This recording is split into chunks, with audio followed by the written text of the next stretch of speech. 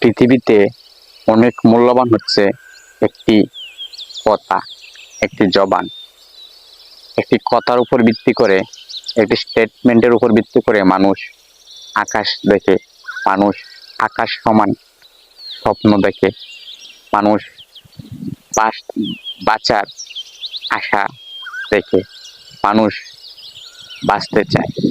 একটি কথার উপর ভিত্তি করে মানুষ তার স্বপ্নের জাল বুনে। একটি কথার উপর ভিত্তি করে মানুষ যুদ্ধে জীবন বাজি রাখে। একটি কথার উপর ভিত্তি করে মানুষ তার জীবন পরিচালিত করে। অতএব কথার গুরুত্ব অপরিসীম, অনস্বীকার্য।